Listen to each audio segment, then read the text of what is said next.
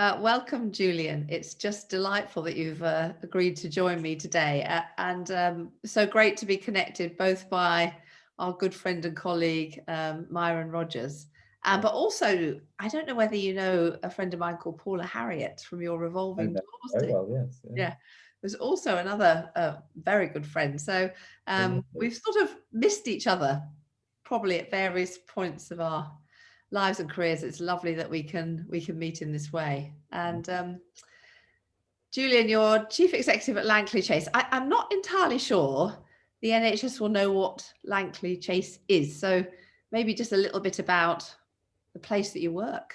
Yeah. Lankelley Chase is a endowed foundation, charitable foundation. So colleagues may know the Guys and St Thomas's charitable foundation, or Wellcome Trust, or the Health Foundation, all endowed organisations. Our money comes from private wealth. We're no longer attached to the donors, but we're similar to Joseph Rowntree Foundation, Barrow Cadbury Trust, and as an organisation that is philanthropic. And we have for many years been focused on inequality, societal disadvantage, and in particular, how do you improve outcomes for the most disadvantaged people in the country, those subject to the most disproportionate levels of harm and trauma. And how do you know you're making a difference? Because having that sort of money, it feels like phenomenal responsibility. Well, in the scheme of things, and certainly in the scheme of the budgets that your colleagues will have access to, it's very little money. We spend probably about £6 or £7 million a year. It is, however, independent money that can be spent on anything.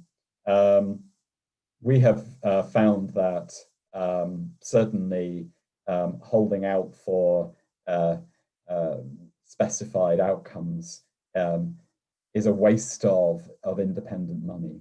That what we're looking for is the unexpected, not the entirely predictable. That if we want to work disruptively and transformatively with entrenched patterns that repeat themselves continually through the ages, then we're going to have to look for stuff that we don't even know we're looking for. And that requires us to be immersive in our work, to really get alongside those people who we support with our money, and be engaged in a form of action inquiry, with like a learning cycle that allows us to pay attention to the effects of our actions, the unexpected and indeed often perverse consequences, and to do the sense making that allows us to see where the patterns are. And actually, I've worked in government. I've run a charity that's been held to account for, I wouldn't say outcomes, but certainly outputs, mainly inputs. And the freedom that our independent money gives has certainly allowed me and I would say most of my colleagues to go deeper and deeper into an understanding of impact and effect, like layers of the onion, sort of realizing that the kind of effect that you need to be seeking is often happening at a deeper and deeper layer of the system that you're working within. So we're here to talk about governance, and you've set the framework for that because you're talking about how we learn and how we adapt and how you grow. Yeah. And most of the work that people watching this are engaged in is wicked work. It's work where no one knows entirely what to do, where you have to learn, where you have to adapt. And yet we have a governance system, particularly in health and social care, which feels that it's all about managing risk, project planning to the agreed, predetermined output, making sure that everybody spent the money properly.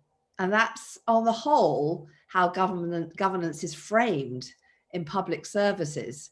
And yet you're experimenting with something very, very different. And so perhaps just to start with, Julian, what do you think governance is in the world that you're describing? Well, there's an oft-quoted definition of governance which I find useful. I can't actually remember what its source is. I wrote it down: the processes of interaction and decision-making among the actors involved in a collective problem that lead to the creation, reinforcement, or reproduction of social norms and institutions. And so certainly in the voluntary sector, there is a notion of governance as hovering over, of professionally equipped individuals who can step into a room 4 to 6 times a year, skim through a set of papers that distill a notion of effectiveness and impact, and home in on risks, overall strategic direction, and within the space of 3 to 4 hours have acquitted themselves well in the sound stewardship of an organization that they're accountable for keeping going, and for not messing up. And the reason why I'm attracted to this definition is because it talks about the actors involved in a collective problem. And too often in the charity sector, trustees are not involved. They are almost by design removed, and are operating at an incredibly cognitive level of rational stewardship. There's almost a sense of that they shouldn't be in the weeds, because then they will lose their perspective and their ability to judge objectively. And what we have seen increasingly is that we, as an organization, if I come down to the specifics of Lankelley, we were modeling a tried and trusted philanthropic model in the UK of our trustees forming a grants committee where they approved our funding decisions.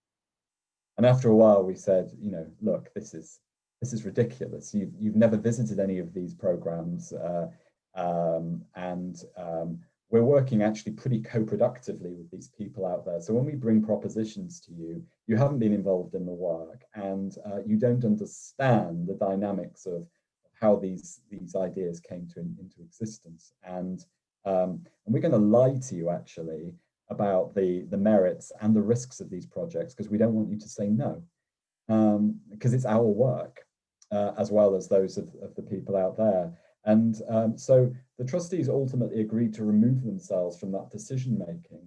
And then we reached the point of thinking, well, what value are they adding other than what you alluded to in terms of risk and kind of, sober stewardship?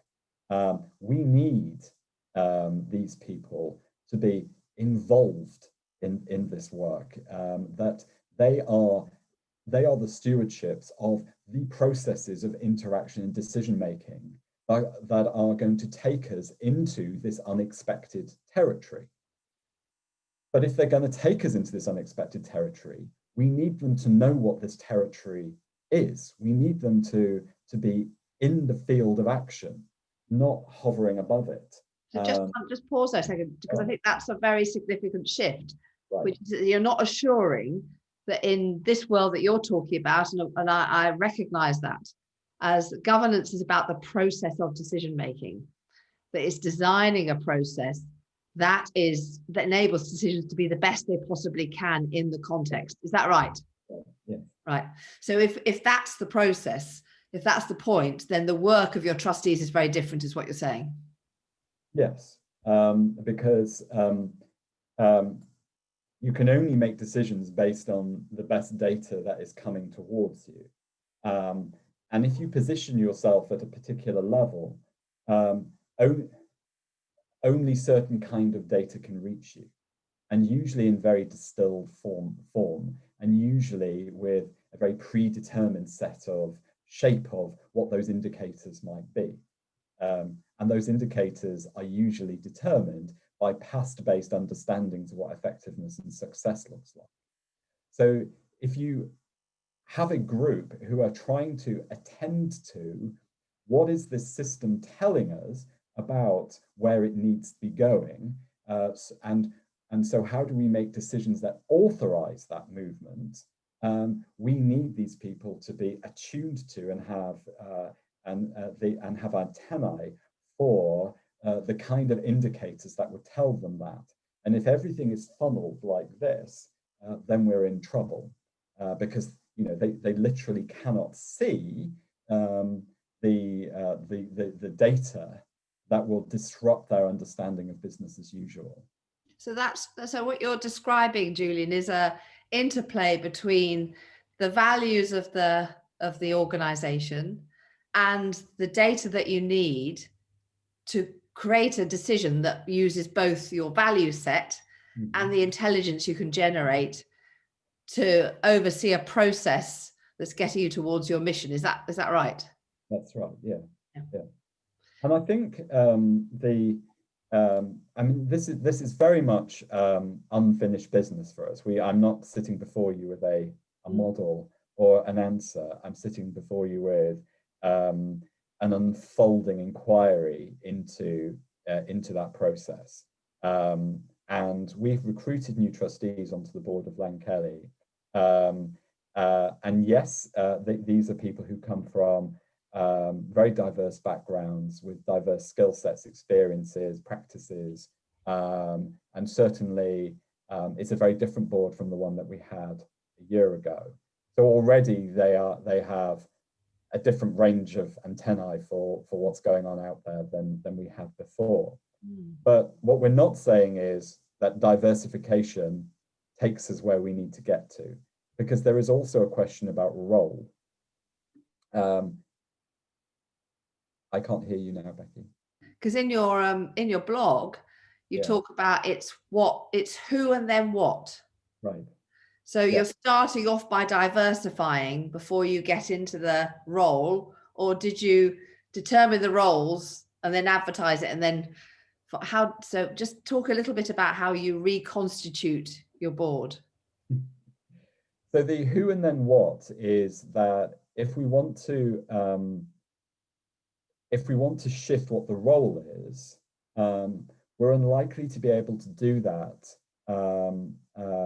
as the incumbent group, because there's almost a sense of we've decided what our governance and model should look like, and then we invite people in to perform that role for us. And we don't know, with our biases and blind spots and so forth, how much possibility we have already designed out of that model before we've brought those people in. And so I'm very attracted to the kind of model that Jim Collins in his book Good to Great homed in on, which is that great strategy comes from great teams, not that great teams are recruited to great strategies. And that's a very fundamental difference to how the NHS works. I was thinking back to my years at the King's Fund, which is a long time ago, and they just went and found really fantastic people, and then invited those folks in and said, "Now do your very best in service to our mission," which was amazing opportunity as a 20-something-year-old, as was nurse. Fantastically different. But you look at, I trawl through NHS adverts before talking to you today, and they're advertising for trusts mostly, people with expertise in finance and the people with expertise in quality and risk management. And so I absolutely see how that shapes the work. That sets out the most important issue here is how we manage the money. Yeah, and we have a cognitive dissonance, which is that we're all now versed in being able to talk about wicked problems. And that, that is, we're all we're all engaged in wicked problems. And then we have governance processes, which are designed for stability, continuity, risk management, and fiscal prudence, whatever that means. And so our question is, if we are genuine about wicked problems, then about trying to contend with wicked problems, then we need governance that is attuned to and aligned with that objective, because otherwise, a preset notions of the distance that people need to sit from the problem, the distance that their own personal lives are from the problems that we're talking about, the professionalized mindset, which says that that tries to resolve those problems back into a set of training, which is training which hasn't changed very much in the last few decades, et cetera, is almost certainly going to radically constrain your ability to take in all of the necessary insight and make sense of it. So it's little wonder that we continue to reproduce the behaviors that are creating the problems in the first place.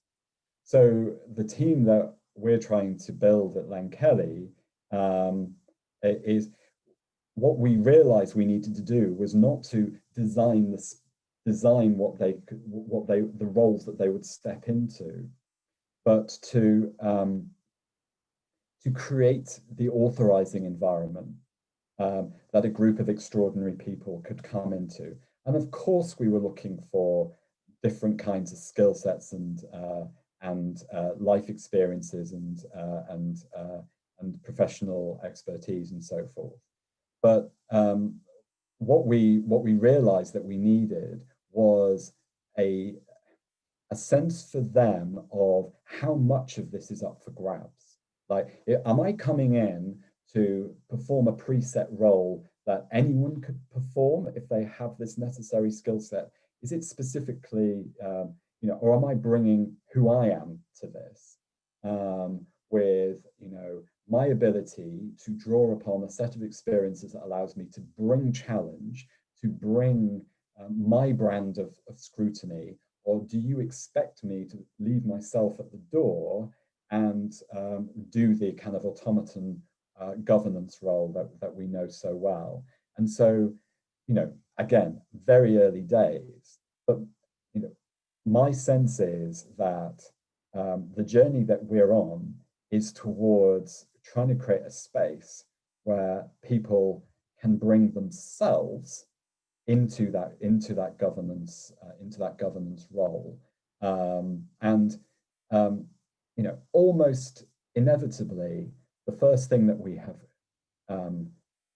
come to are questions of equity. So, for example, when you say you want me to bring myself, what is your understanding of what that means? And how much of this life experience that you apparently value in me do you actually really want?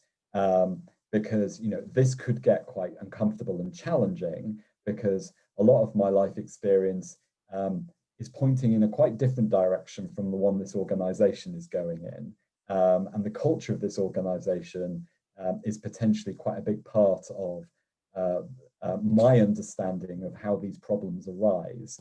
And so how much permission is there for me to step into this space and really own it in governance terms? And that you describe in the blog about your meeting, experimenting with the process of meeting around making a more open space model, which does sound like the assets of everybody brought to bear on having prepared properly for the meeting. I read the blinking papers in advance. Now, what is it that you want to talk about, rather than a preset agenda item by item? Because I think that probably for me reflected what you were saying about patterns. What are you seeing as a board of trustees about the patterns within these papers? Is that how, yeah, it's exactly right. Again, it's us furnishing the data and then the board in a sense-making mode. And I think we've probably all sat on boards where after a few years, someone asks something fundamental like, what are we for? Or, you know, how effective is this organization really?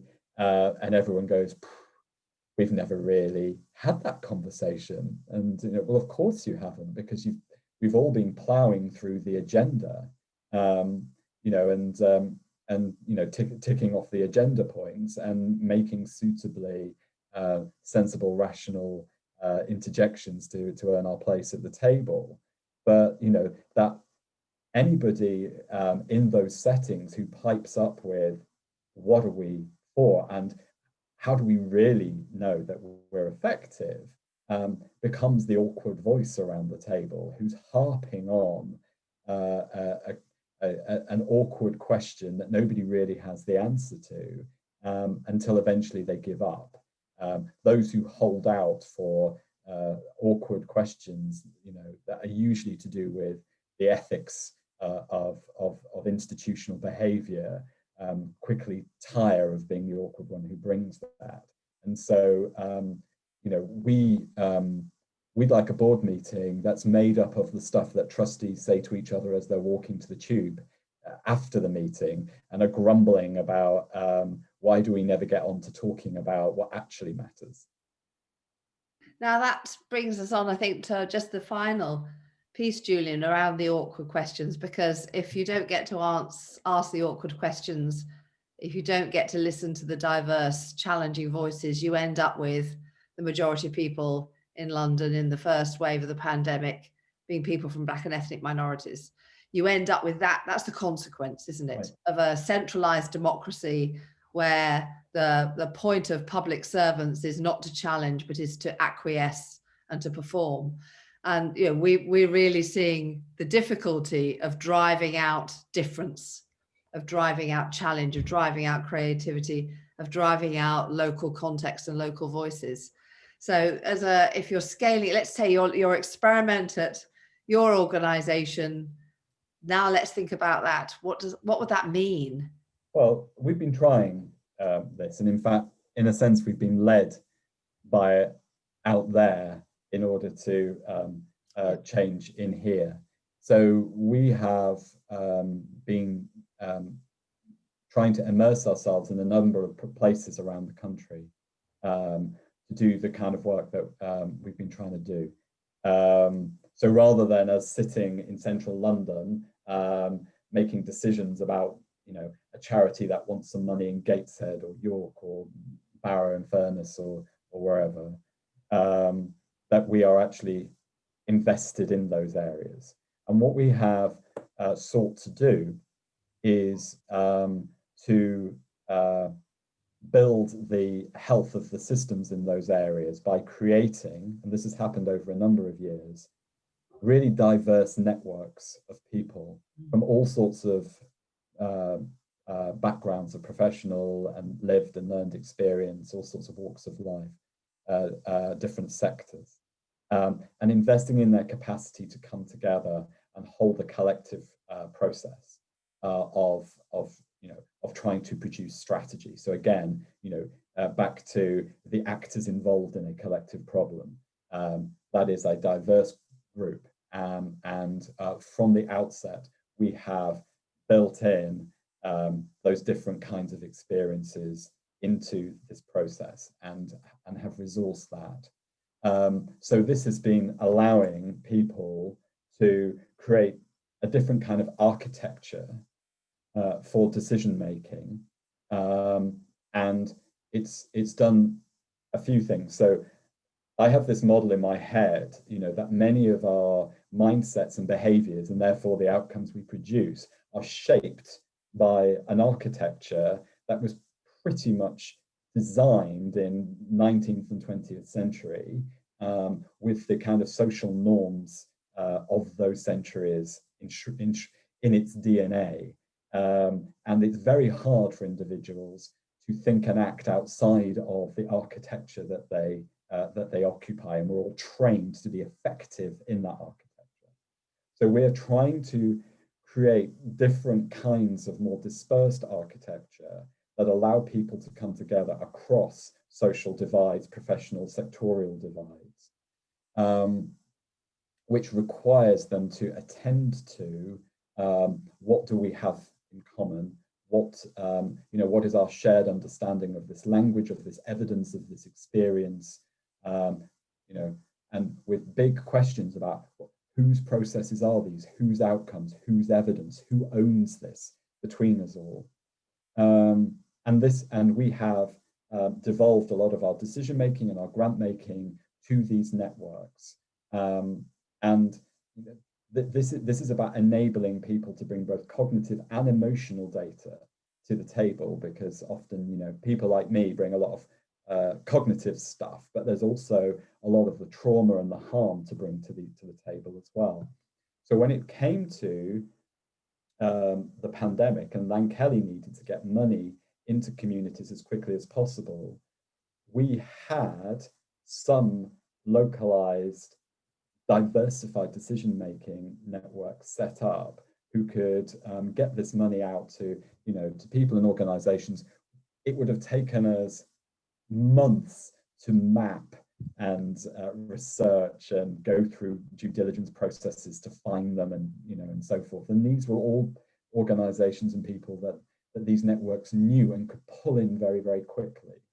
So my sense is that the pandemic has exposed the distance of governance from the lived reality, and that we're now in a position where, if we want to create healthy governance systems that are genuinely resilient in the face of crisis, then these are going to have to be more networked systems that can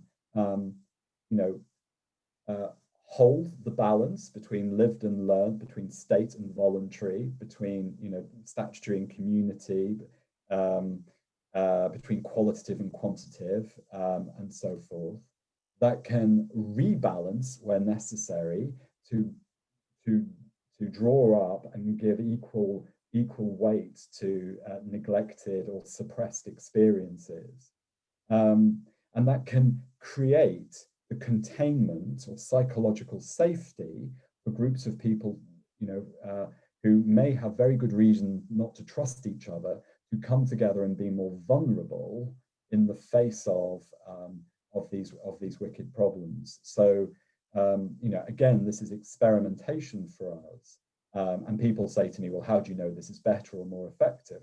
I absolutely don't. But what I think we're fairly convinced of at the moment is that that if we want to tackle 21st century problems, we have to create 21st century decision making. We can't rely on 20th century models. And we can't design out pain and suffering. And so I think one of the things that just strikes me from what you're saying is how much our governance systems and our management systems have been in a way to protect us all from the difficult conversations of pain and harm and suffering. And then, of course, we see the absolute travesty of that over the last year, and none of us can run away from that now. Yeah. So we have to find a way as a society to have some of these conversations.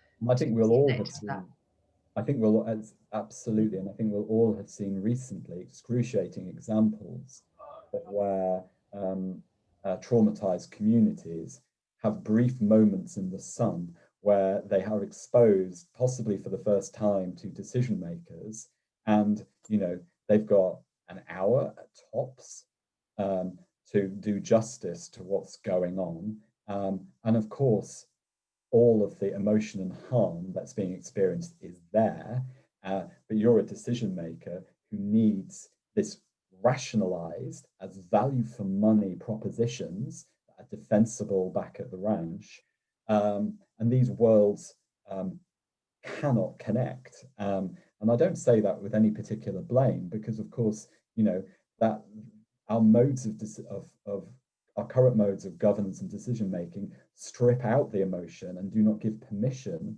to anybody to contend with these emotions and sit with them and sit with the irresolvable tensions between certain things. and to look for where transformation might be possible, and to really listen deep to what people are trying to say to each other. And so, you know, in moments of crisis, people are grabbed. What they have to say doesn't fit the model, so they're chucked back into the soup. And somebody, you know, more amenable is pulled out, who can say something, you know, that fits a bit more with where we want to take things. And it gets worse and worse, and, you know, mushrooms out from that. So, you know, we can't. The crisis shows us what's required, but you can't invent it, you know, in 2 weeks and have it up and running. This stuff needs to be invested in over time, so that when the moments come, there is the trust and mutual understanding to be able to bring this about. But that requires us, you know, we've got centuries effectively of building. You mentioned Myron. Myron talks about this, you know, of creating this business as usual model that we all have. You know, all of our academic institutions, our professional bodies, etc., are heavily invested in maintaining its hierarchies, its silos, its, you know, its institutional inertia. So if we want to tackle wicked problems, I'm not saying we need to invest as much money in a different kind of architecture, but we need to invest seriously in that, because how otherwise can it possibly contend with the institutional you know, gravity of our 19th, 20th century models of organizing? There's a nice little place that we could start, I think, Julian, in the NHS, which is primary care networks, because whilst they were established, they are peer-based, they are membership orientated. I know they have massive hierarchy slapped on them to become contracting organizations, but they aren't organizations. They can't do that. But what's interesting when you work with primary care networks, of course, is that just in the group, they're realizing that they're having to talk about a level of values and emotion and their own experience and how much they're having to do this little bit of work just in that group. And actually, that's almost like practice for being able to do that in a wider community with a wider group. So in the hierarchy, you really don't have to address that. You can run away from it. It's hidden. It can be, you know, a bit of the Menges-Leith social systems as a defense against anxiety. In networks, it's really there because you have to be in a relationship together. You have to absolutely understand other.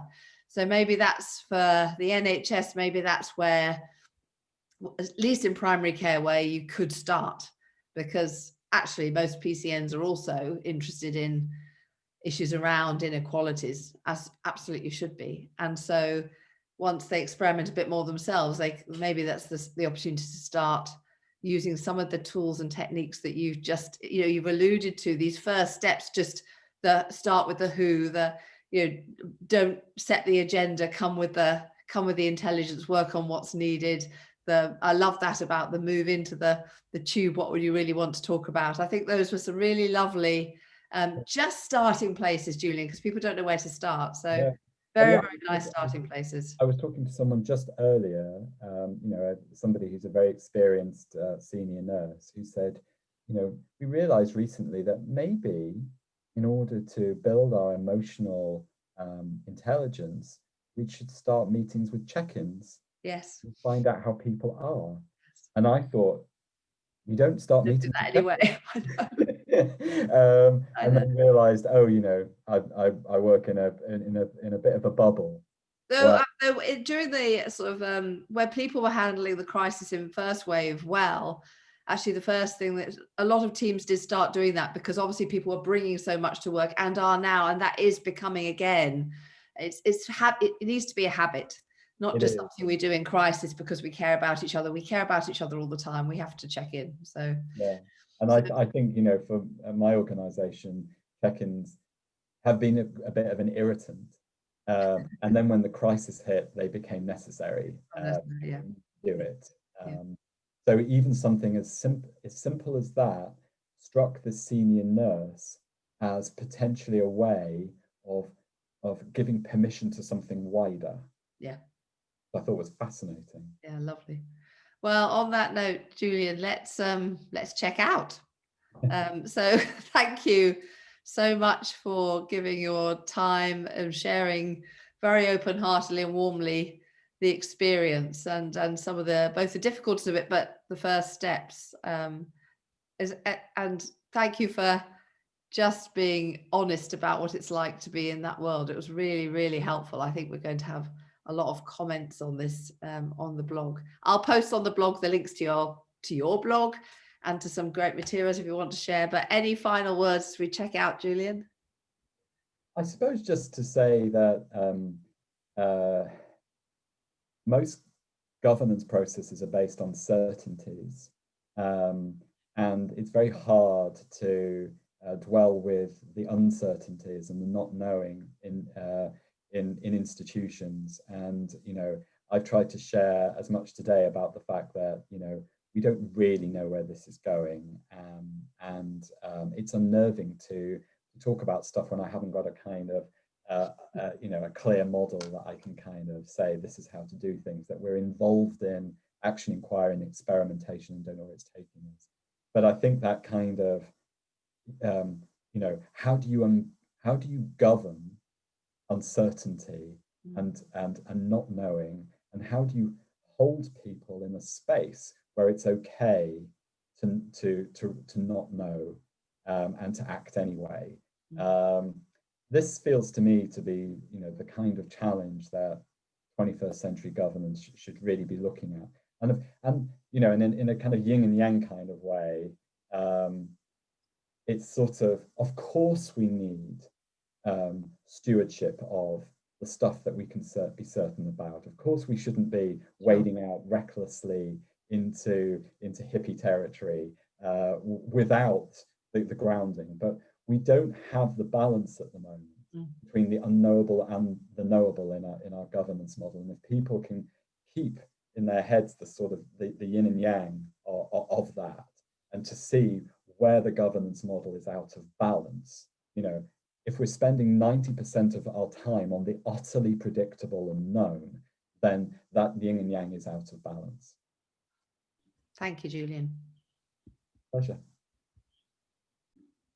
So just a little summary that might be helpful at the very end of talking with Julian, just about what governance is around the process for making decisions, and about the participatory, transparent, inclusive nature of it, which I thought was really helpful. If you want to read Julian's blog on transforming Lankelley Chase, this is the link, and I'll post it in the written part of my blog below this video. And then lastly, if you're interested in just thinking about your own governance processes, this might be a helpful checklist for you to start. I'll also post that in the blog, but maybe just starting to have a think about the content for your decisions, the context for your decisions, and how you follow through on decisions maybe is also one of the first places to start. So I'll share